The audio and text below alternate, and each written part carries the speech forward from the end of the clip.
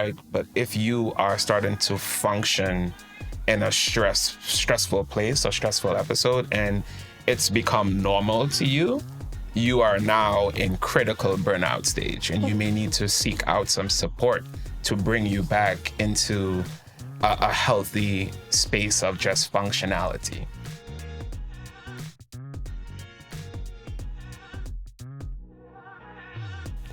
Welcome back to the Journey Podcast. I'm your co-host, Emma Jackson.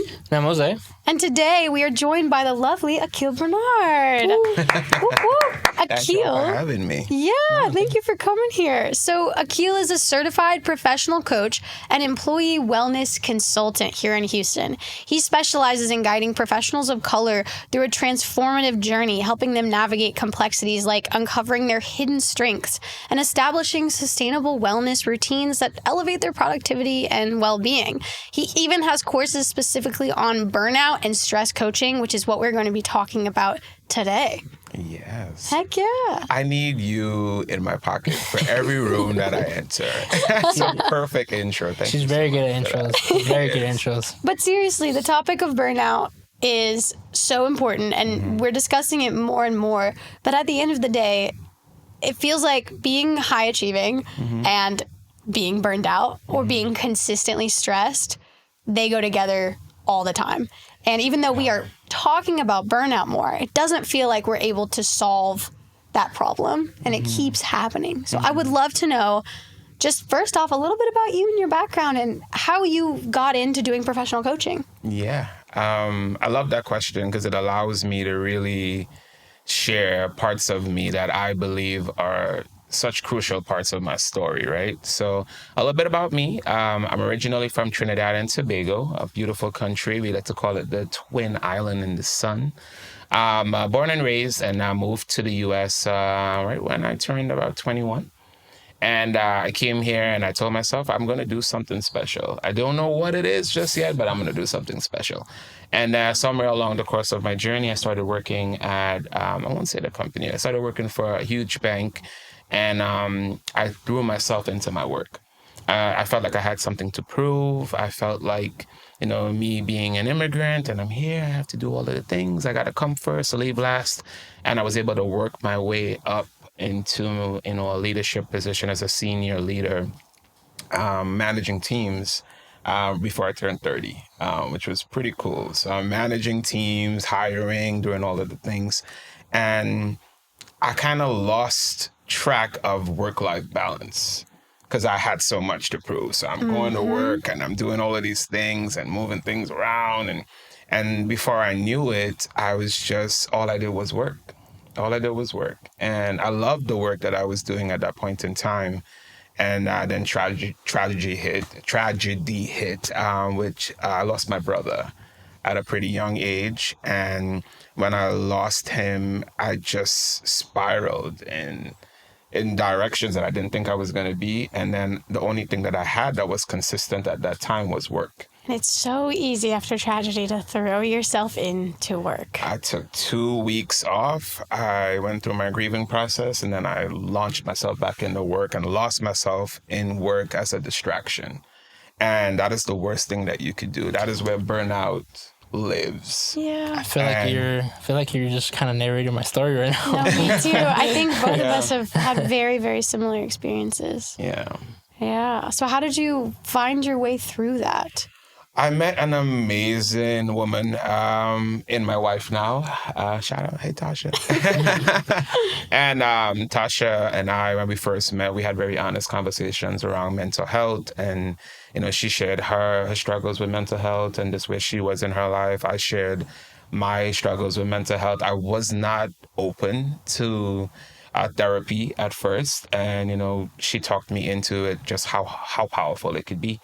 And while I was working in the corporate space, I found a therapist that was amazing. And I worked with him for about a year, just, resolving my issues and with everything from just poor eating habits to not taking care of myself. But the deep-rooted piece of that was losing my brother and the grieving that I was going through, but not having outlets to really go through that in a healthy way. So it wasn't just talk therapy. It was someone who was able to really penetrate all of these different parts of your life. Absolutely. Working with, it's just funny because he looked like an uncle of mine.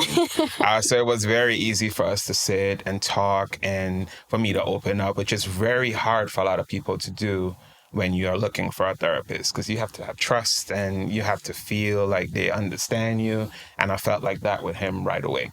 So we worked together for a year. And then at the end of us working together, after I had worked through all of my things, I asked him, I was like, so what's next? Because we're running out of things to talk about. And he was like, you get to go live the ideal life that you want to live. And I was like, I'm going to need help. How many more sessions do I have to sign up for you to get me to that point? And he was like, that's not what I do, but I have the right person for you. And then he referred me to a coach. And I started working with that coach for about, I'm going to say 6 to 8 months. And during that work that we were doing, this pattern of me being unhappy in the workplace kept surfacing in everything. We would talk about one thing and it would find its way back to me not being happy at work. And he was just like, we have to create a plan so that you fall back into love with work. And well, not work, we fall back into love with purposeful work.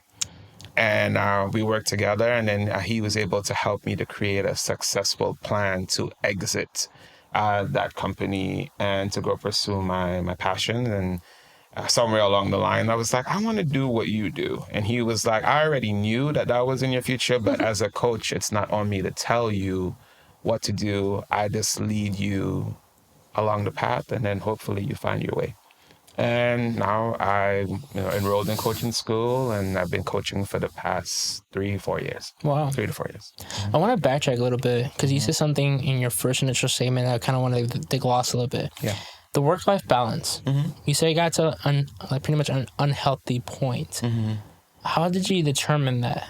Because I'm going to be honest with you, sometimes like a couple of nights ago, I spent like the whole night here until like 11 o'clock the next morning. Yeah. So how did you identify what's becoming unhealthy? And what advice you got for people like myself or the audience? I think the first thing for me was realizing how stress shows up in my body. I didn't have a clear understanding of what stress looks like in my particular body. I can see it in other people. It might be a loss of appetite. It might be you start losing weight. It might be you're just depriving yourself of sleep. It comes in different ways. And for me, it was panic attacks. I was having panic attacks and had no idea that they were panic attacks. I thought I was just overwhelmed, sweaty palms, clamminess, my heart's racing, I can't sleep, I can't eat. So all of the things wrapped up into one, and it would happen to me in the most random of places, in the back of an Uber or at a restaurant. And you try to rationalize it. So I get panic attacks too. And I have just had this conversation of I need to start listening to my body because that's your body screaming at you. But it's so hard. It feels like you have to almost get to that extreme point before you are forced to reckon with what's going on. And that's burnout in its purest form, is unresolved episodes of stress. Because people give stress a bad flag. Stress is good. Stress helps move you through things. But there's good stress, and then there's bad stress. A good example are athletes. When athletes are putting themselves through extensive training, that's a form of stress. But it's also releasing endorphins and all of that stuff. They're putting their bodies through so many different things, but the outcome is they're preparing for something. So with burnout is just negative episodes of stress constantly happening and not being resolved to the point where you are incapable of having a fully functional day without feeling anxious or overwhelmed or just like you're spinning on an axis and you just can't find your footing. And that's what was happening to me. I was managing a team of 10 and I started dreading going to work. Obviously, managing people is challenging and difficult, but I would just get up in the morning and I would just dread going to work, and I would still go and I would still show up. And I would be talking to the team, and all of a sudden I would just feel this powerful overwhelm. And I would have to step away and just take a walk because my heart's beat. I can't show them that as a leader. Because then they're going to be like, well, what's wrong with him? He's not showing up how he's supposed to. And it was just a combination of overworking myself and not paying attention to how stress was showing up in my body. So what is the technical definition of burnout then? Because I never knew that was burnout. Yeah. To me, burnout was the point where I just was so dead tired I had to sit in the couch for 2 or 3 days or sleep for like a whole weekend just to get energy to go back into. That's exactly it. It's, unresolved or unaddressed issues of putting your body through constant stress. So if I'm having a stressful moment and I step away and I can bring myself back, that's okay. Everybody has those, right? But if you are starting to function in a stressful place or stressful episode and it's become normal to you, you are now in critical burnout stage and you may need to seek out some support to bring you back into a healthy space of just functionality. I'm curious to know, so in all honesty, so my business journey, and we've talked about this before on the podcast, started with the death of my father. And I was thrust into this business having no idea what I was doing. And on top of that, trying to deal with grief while running a business means there was a lot of unresolved stuff there. So I feel like I started my career in fight or flight and in a very high stress situation. Yeah. And then the pandemic hit. And then it was one thing after the next. And I recently had a conversation with my therapist who said, maybe you actually don't know what it's like for your body to not be stressed. So what do you do when you've become so out of touch with your body that you don't, like, how do you reintroduce? Obviously, I know if I'm having a panic attack, it's like, that's gone too far, right? Yeah. But what about those things that you maybe have become accustomed to? Like, how do you coach someone through just getting back in touch with their body and understanding what is an acceptable level of stress and then what's not?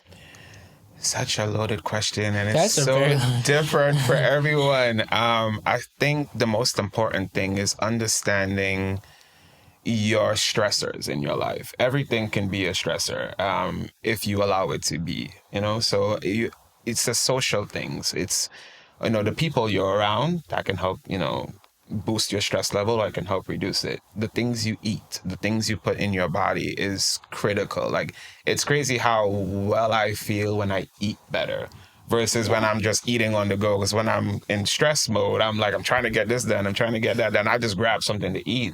And it's not, power food for me. So it is also sleep. Sleep is really, really important. And that's the part I'm not going to lie, I haven't mastered that yet.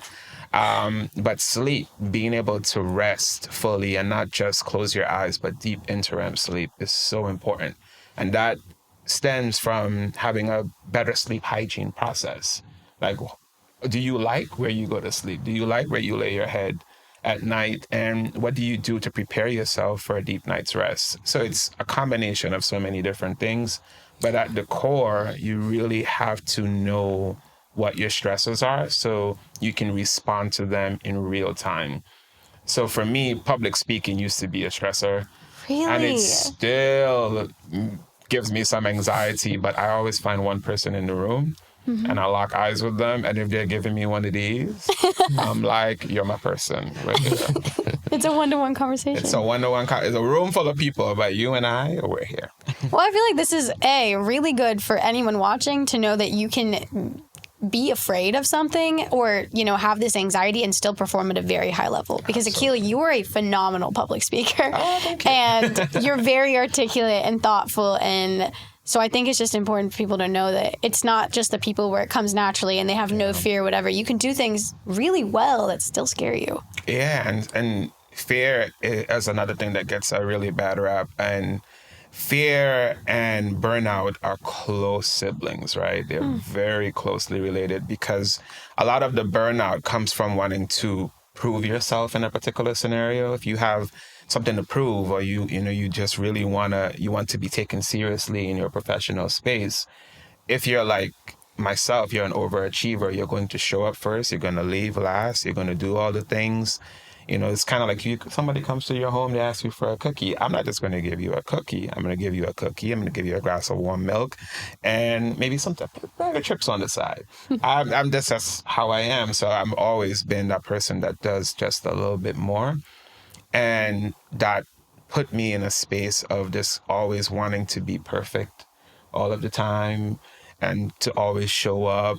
And then I started suffering from what I call the 3 Ps, which is perfectionism, procrastination, and then paralysis. I feel so seen. Yeah. And those 3 Ps are usually the root cause of high performers and just the root cause of burnout and high performers. Because those are the things that we experience, that professionalism, wanting to always have everything perfect. And then the procrastination, I'm going to put it off as long as I can, so it's going to be perfect. And then you realize I haven't done the thing. And that's the paralysis of it. So and for suddenly me, it feels so, it's like it becomes this avalanche, even if it's a small task, yes, right? And yes. it's like and impossible. It's heavy because it's all the things. So what I've learned over time is it's okay not being perfect at things. Embrace failing quickly and then learning. And that's what I did with going to school for coaching. I went there and I was like, what do you mean I can't? I'm here to help people. And they're like, yeah, but you don't help them by telling them what to do. You help them by leading them to the answers. Everyone has the answers in them. You know what you need to do to resolve burnout. You just need to know what level of burnout you're at how you can combat it. So how many different levels of burnout are there? I would say, and then other people, burnout specialists across the world, do not crucify me. I would think that there's about 5 of them. So there's the entry level of burnout where, it's a stress. Let's go with 5 levels of stress. It's you doing all of the things and you've experienced that you're stressed. So you're like, okay, I'm stressed. I'm just going to take a nap. I'll be back. And then there's the step ahead of that where like you're super stressed all the time. But it's still, you can resolve it. You're like, all right, I'm going to go on vacation. So people that go on vacation and they come back and they're refreshed, they're still burnt out, but like they can come back from it.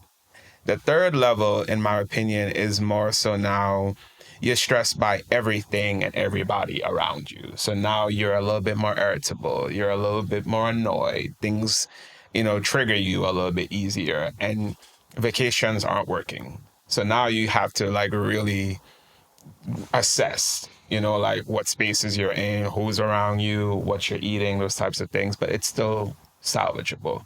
The 4th level is more so you're absolutely stressed. And it's starting to affect your day to day.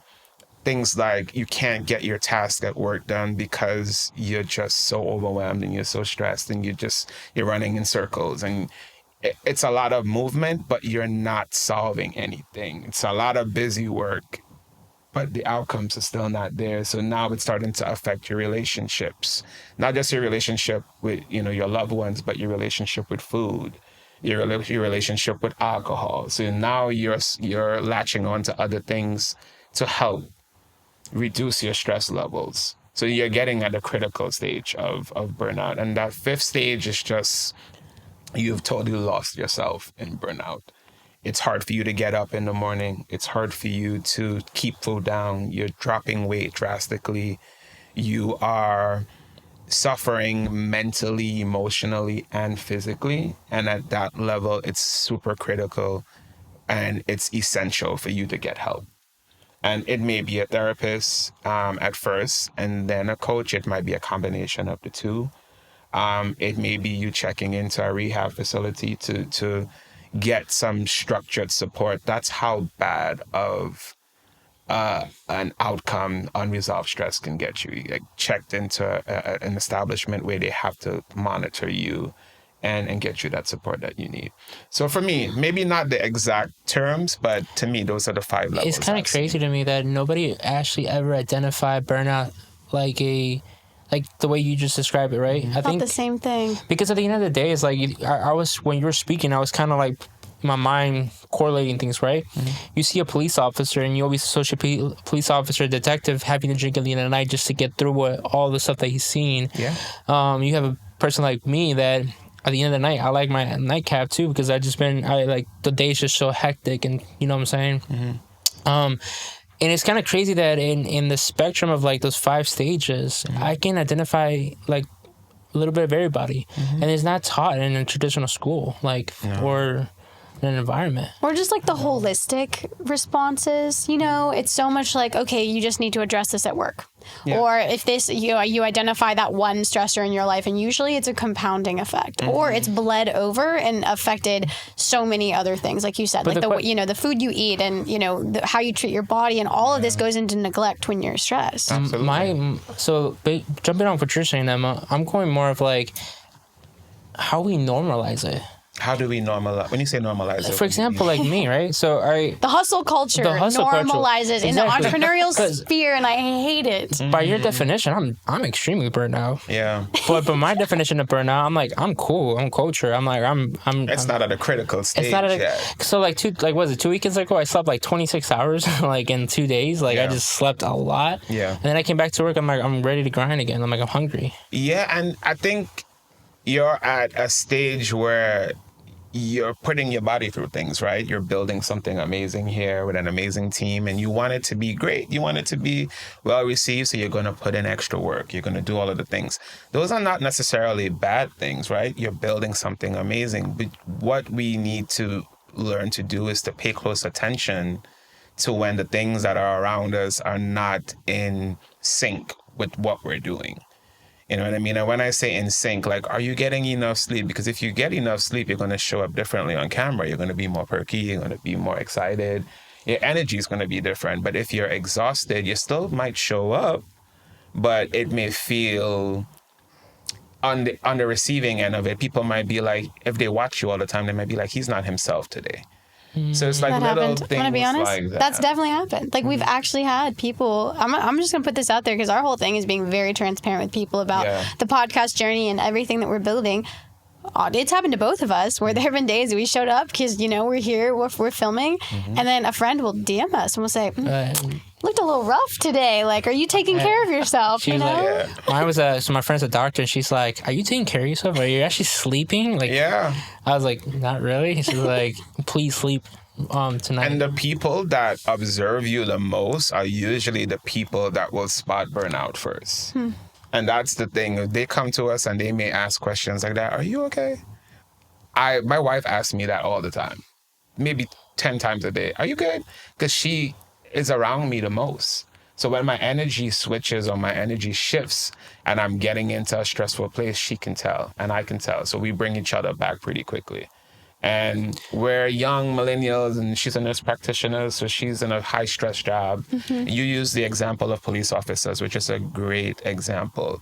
They are in high-stress jobs. Nurses, police officers, dare I say teachers are now in a high-stress job as well, having to deal with students and just the aggression that some students are putting out.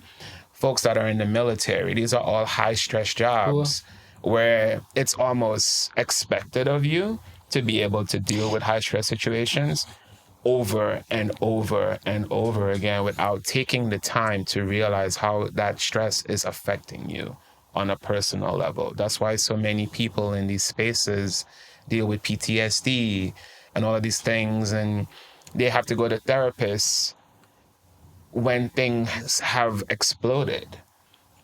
With stress, if you see it now, like the stage that you're at, and you learn to respond to it in a healthy way, it can actually make you a lot better at what other things that you're doing. You just have to be able to see it, pinpoint it, know how it shows up in your body, and learn how to convert it into positive energy, which is what a lot of athletes do.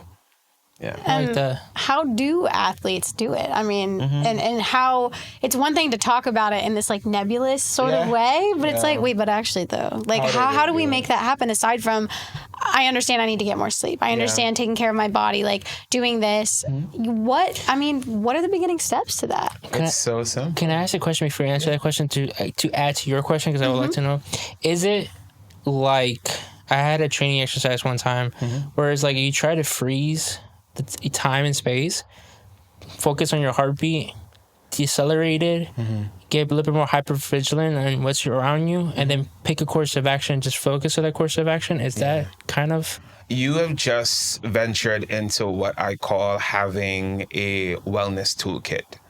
Everybody should have a wellness toolkit. How do you bring yourself back into the present quickly?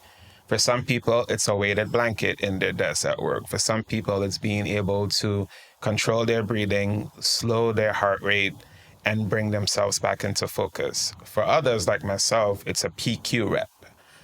Just simply doing this below the table in a meeting. If I'm starting to have negative thoughts, I'm starting to get anxious, I simply just put my fingers together and I rub them together, and I pay close attention to just the ridges on my fingertips. And what that does is it helps me to focus on being in a more positive space.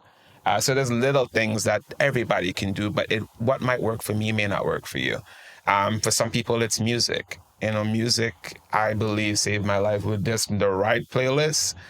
Was able to bring me out of a funk and just bring me back into a positive place. So everybody has their things, but no one is really showing folks how to create their wellness toolkit.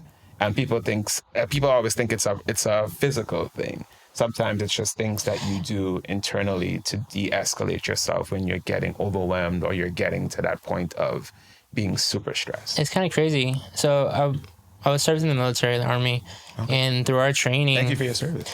No, it was a job, but through our training, it's kind of crazy. I'm playing back basic training like AIT. So I flew RQ-7 Bravo drones. I was a UAV operator under military intelligence, and through our training, there's so many segments. I remember basic training, like the first phase of basic training, they break you down and make you cry like every single night. Like they make you scrape the floor, do crazy drills on a very high intense environment to purposely break you. Yeah. The next step they do is pretty much rebuild you, but in a kind of really structural manner. That's why, like they say in basic training, you can fall asleep in the chow line because you're so tired, but at the same time you know how to go. Yeah. The toolkit I told you about, I learned that in AIT when we're doing like under fire drills, like when you're receiving fire from an enemy, how to like react appropriately. And I think I apply that to pretty much everything I do in my life. I think a lot of those tools and trainings had translated over. Absolutely. I wonder if there is a way that people not in the service, because I'm pretty sure, like I'm 99% sure the police department gets this training too.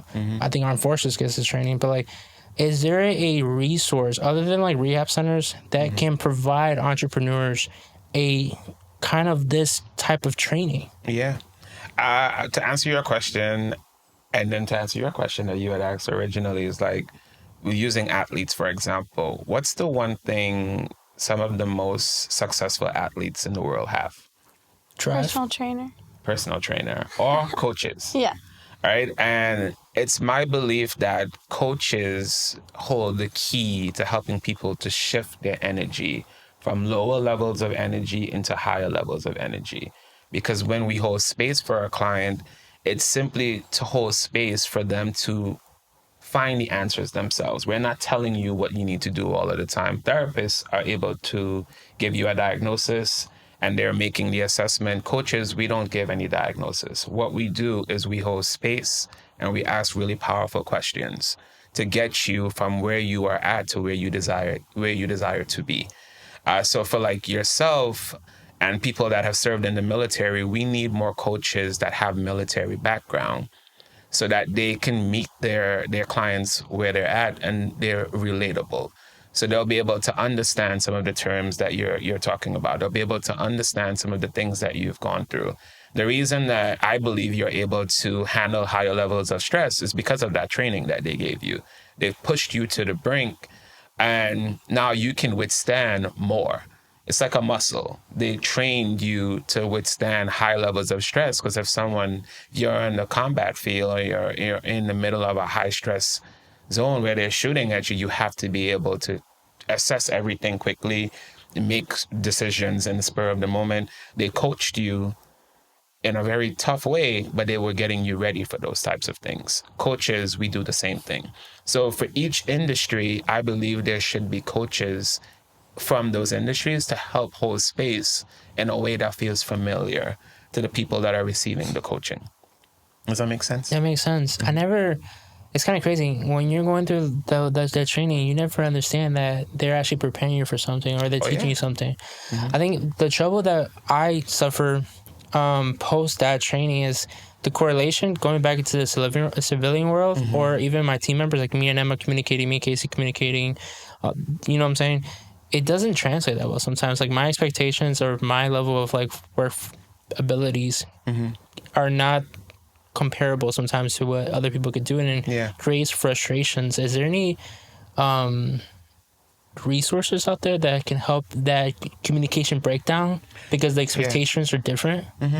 I think one of the most important resources that I have access to, everyone may not have access to this, but if you happen to come across a coach that has gone to the IPEC School of Coaching, one of the tools that they give us access to, it's called a Energy Leadership Index assessment.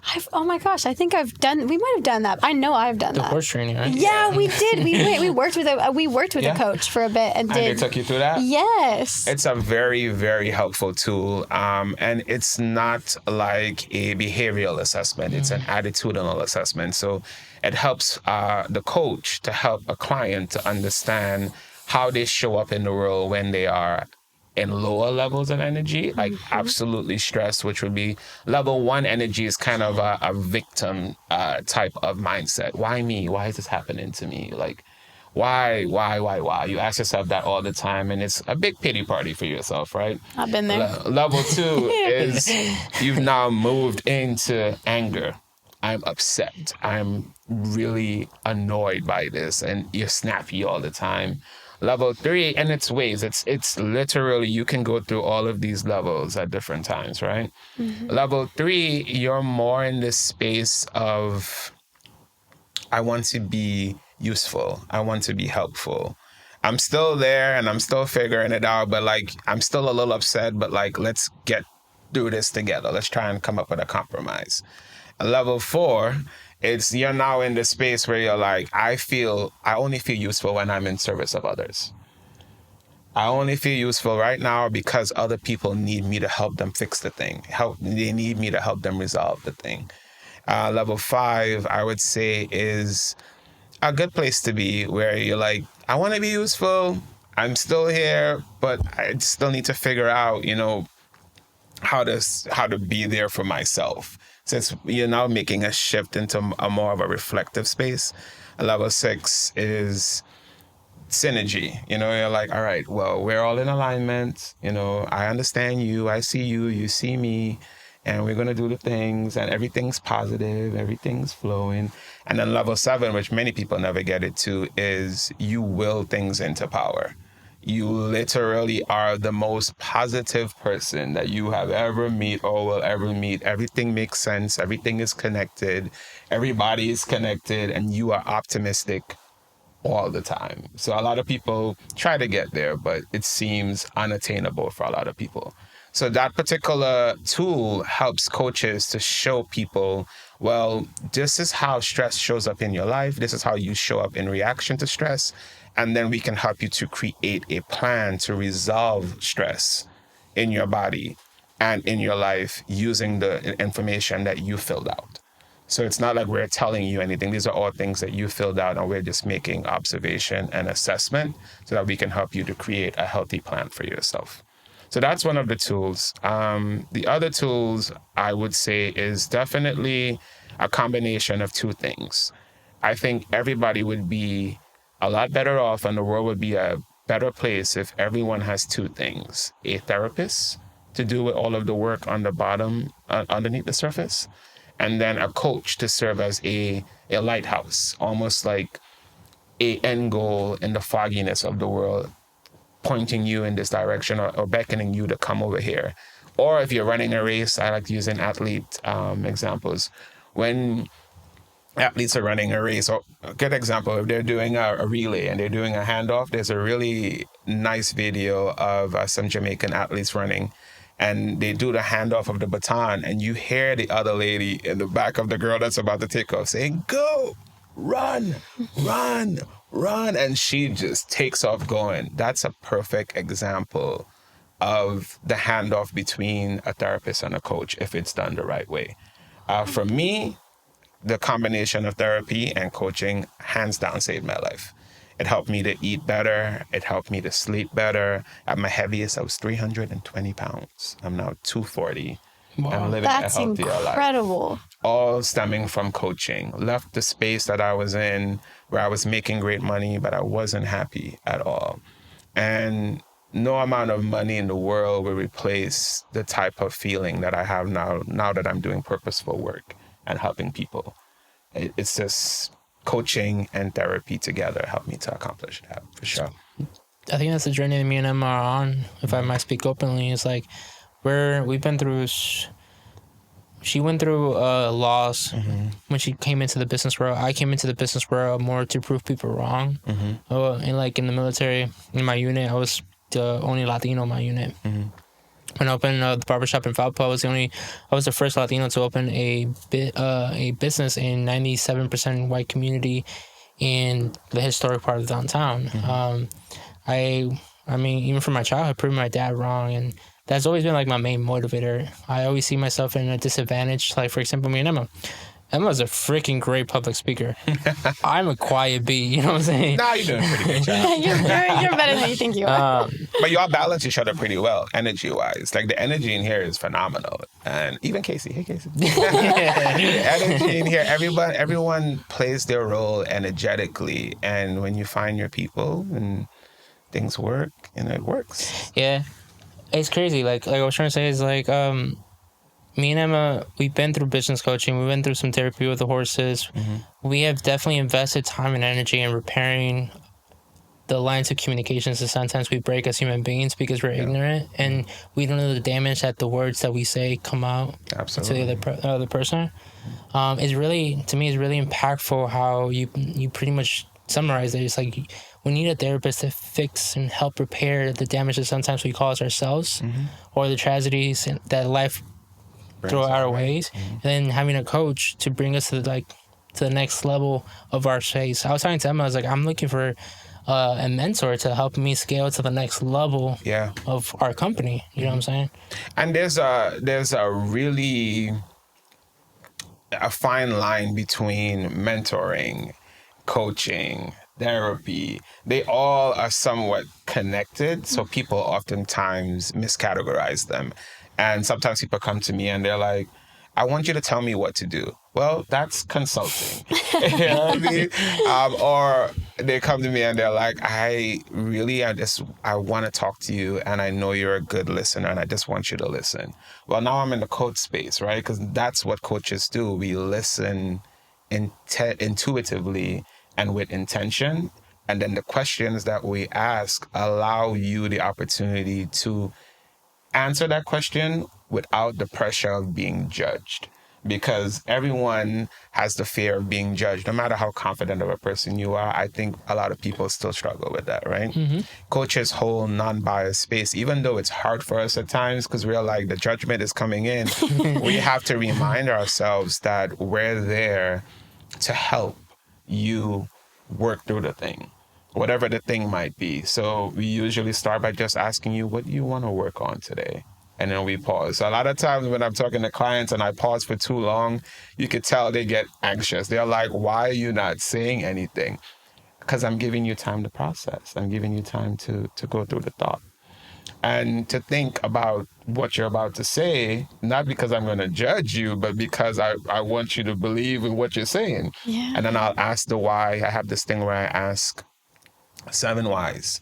It's called, I guess for some people, it's just called, I forgot the exact name, but you ask 7 whys, and at the end of that 7 why, you really have the answer, because now you've stripped away all of the expectation by me simply asking you, and why is that important to you? Like a little kid. Or why is it that you feel so strongly about it? Because the first reaction that somebody gives, like if I'm talking to somebody and they're burnt out, and they'd be like, I'm burnt out, my initial question would be, well, why are you burnt out?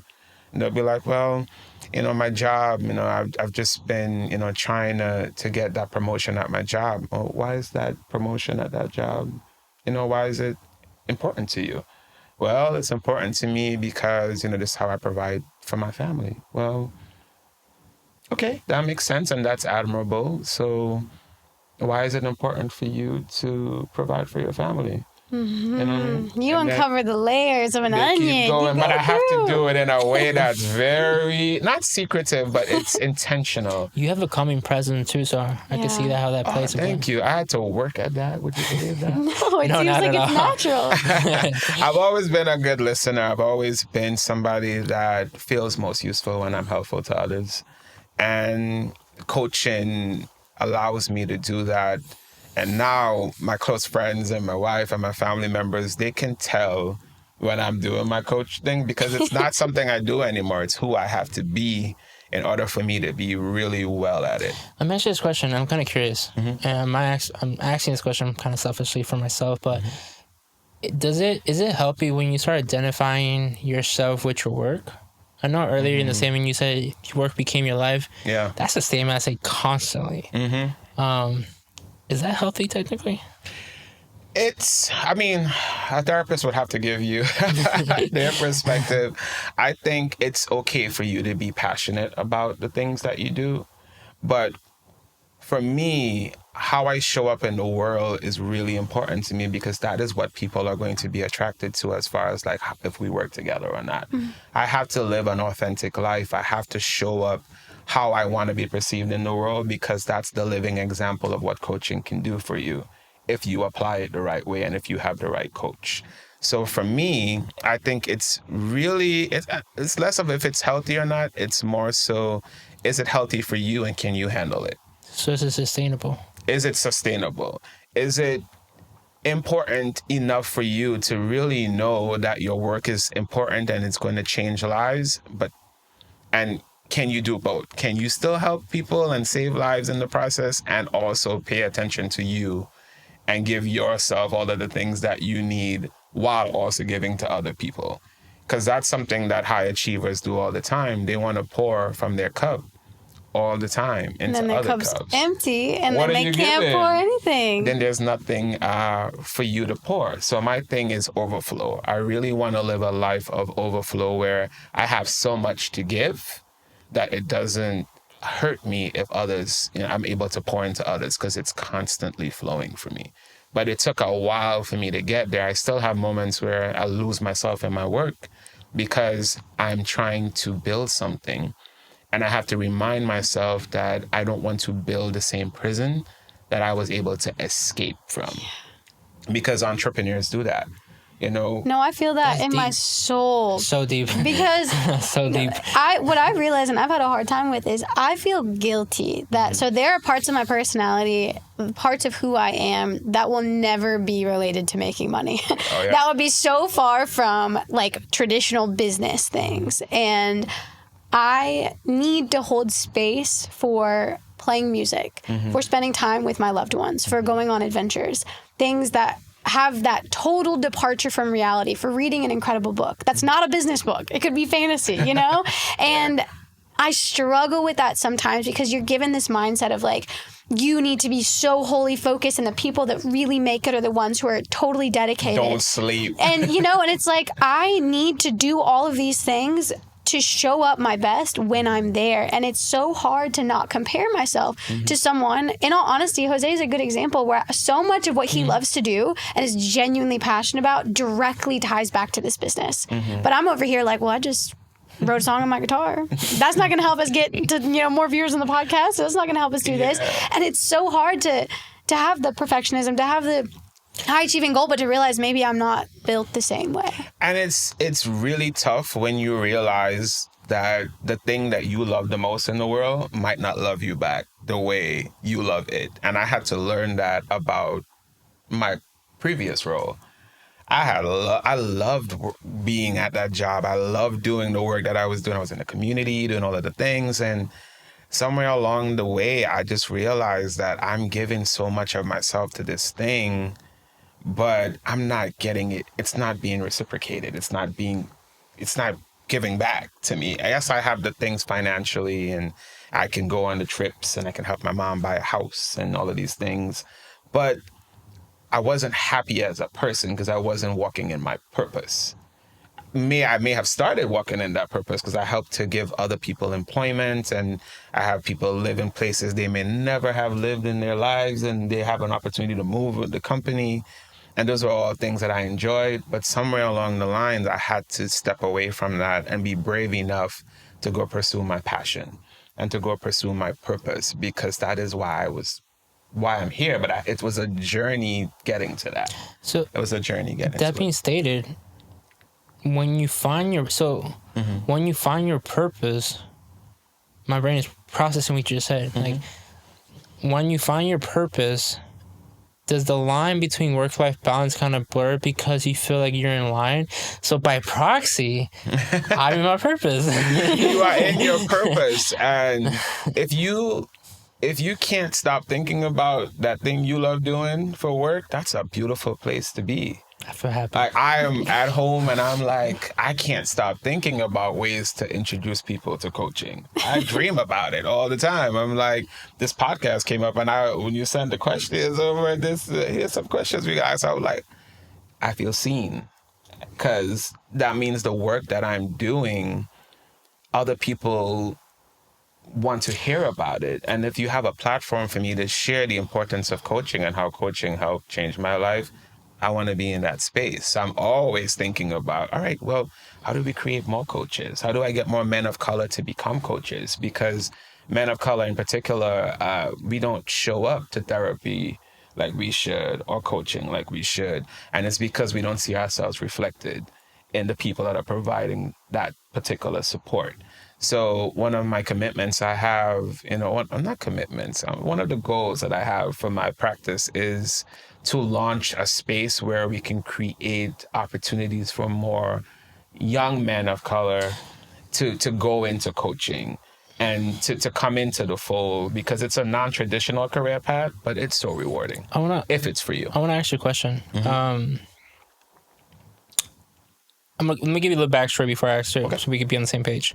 So I'm Latino, right? Me and my father don't have this like lovey-dovey relationship. Yeah. I probably can count on many times I tell my dad I love him. We don't really hug. Like, it's like I was raised in a culture that you're men, you know what I'm saying? That's your right, I'm on my side. I wonder if the reason, or let me give a little more backstory. Like, when we go to therapy or coaching, I was really opposed to it. Emma's the one that kind of like say we probably should invest into this so we can get better. I wonder if that's a culture thing for Latinos and people of color, that the image of a man, you know what I'm saying, kind of like it's polar opposite to those support systems. Yeah, you are spot on, especially for men, minority-based men that come from foreign countries. Like, we're told from a very young age, why are you crying? Why? And I heard this growing up a lot. Why are you acting like a little girl?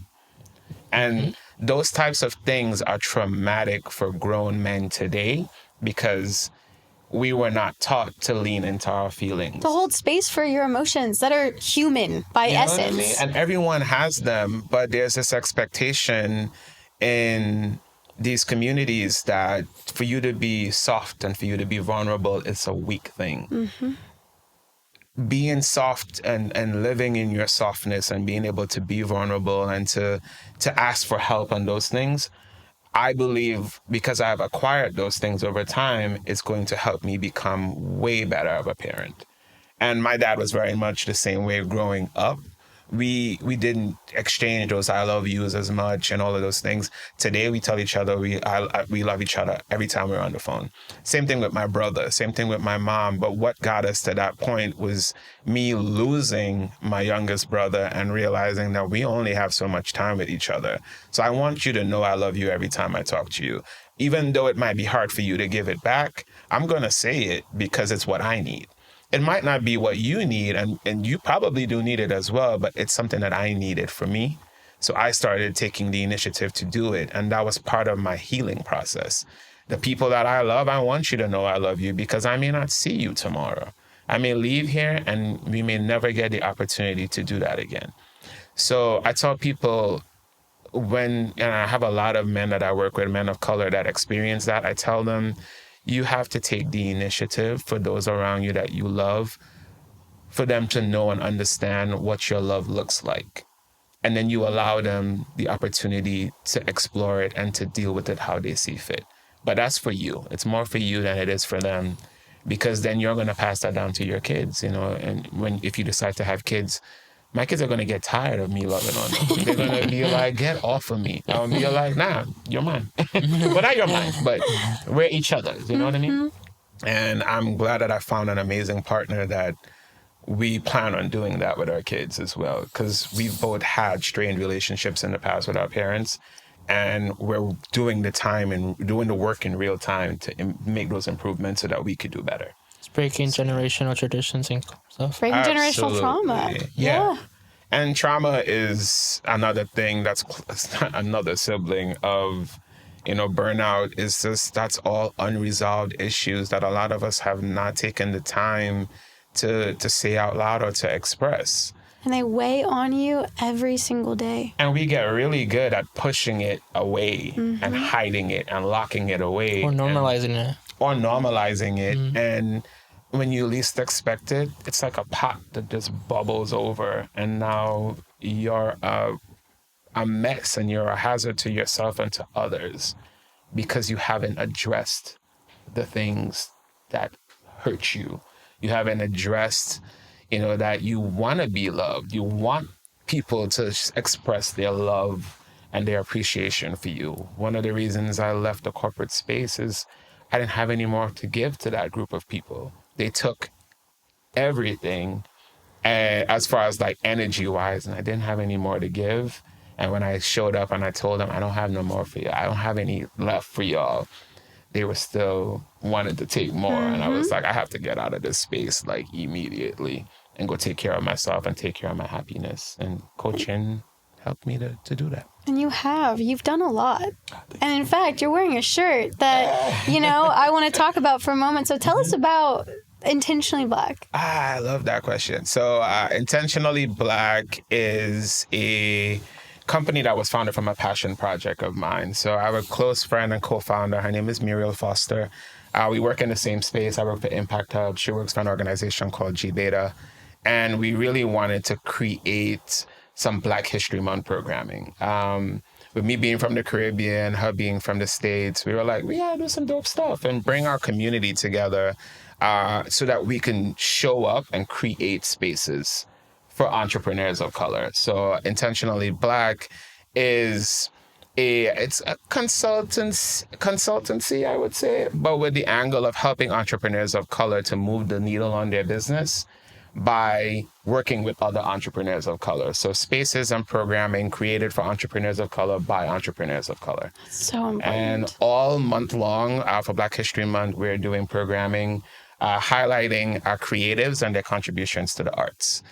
So creatives are entrepreneurs that I feel like are forgotten about in the Houston ecosystem. And they are to me, one of the most important pieces of the ecosystem, because those are the ones that are adding the dopeness to Houston. They're the ones that are, you know, telling all of the stories. The photographers are capturing everybody's events.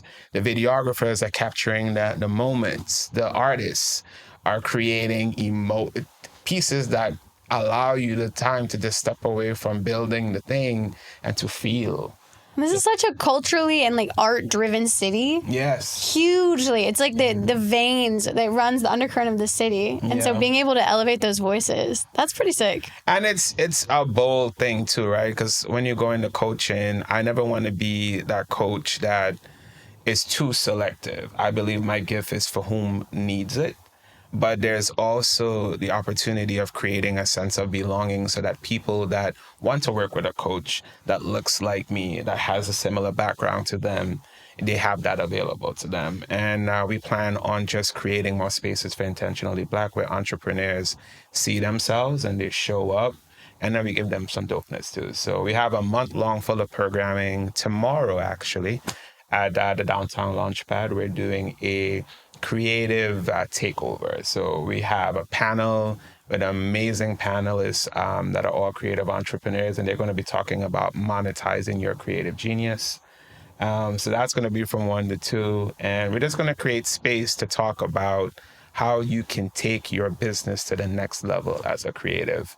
And then we always have to have the coaching component there as well. So I'll do some circle talks where people can come, we can sit, and we can just talk about things like how does burnout show up in creatives, and how do we resolve that so that you can be more creative, you can be more connected, and then you can 100x your impact on the work that you're doing. Yeah.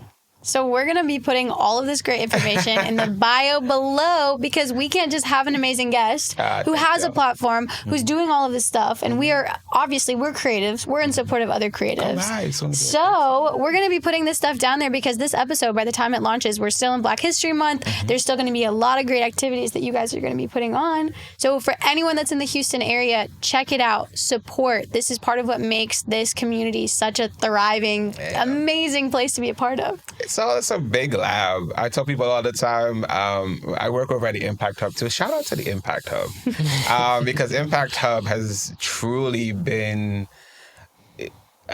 it's such an amazing place to work. The energy is amazing. My director, Grace Rodriguez, my deputy director, Michelle Avalos. When I tell you I have not worked with such amazing people, everywhere I work, I have amazing people, but to work with these two women, and I tell people before I work for Grace and Michelle, that they were like, no, you work with us. And that is the energy that I want to put out into the world, even with my coaching clients. I want us to work together. This coaching thing that we're doing, it takes two to tango, right? So if you show up powerfully, I would show up powerfully, and then amazing things will happen. It's the same thing with Intentionally Black, same thing y'all are doing here. It's just synergy and energy, and it can be infectious or it can be disruptive. We get to choose what it is or how we show up. Yeah. Thank you so much for holding space with us today, and for this amazing, teaching us. My pleasure. Thank y'all for having me. Absolutely. I'll be back anytime you want me. So for everyone out there, if you like this kind of content, like always, subscribe if you're not. Like this, share with friends and family, with anyone that you might be experiencing burnout or stress. We're going to be releasing all sorts of episodes on stuff that we wish people talked about more. Yeah. Is there a site or anything that people can reach you at? Yes. So you can find me at www.iamcoachakeel.com. And that's Akeel, A-K-E-E. 2 E's, 1 L. There you go. And my website is actually undergoing some changes, but you can still find me on there. I'm also Akeel Bernard on LinkedIn, and I am Coach Akeel on Instagram. And then you can also follow Intentionally Black and Impact Hub. I'm doing all the things. I'm for everybody. You're a connector. You can connect with me on any one of those platforms, and the work that I do, it's all synergetic and they're all connected. So either one of those platforms will get you to me, and then we could explore how to help you show up in the world more powerfully. I like that. That's it, folks. See you next time. See you next time. Bye.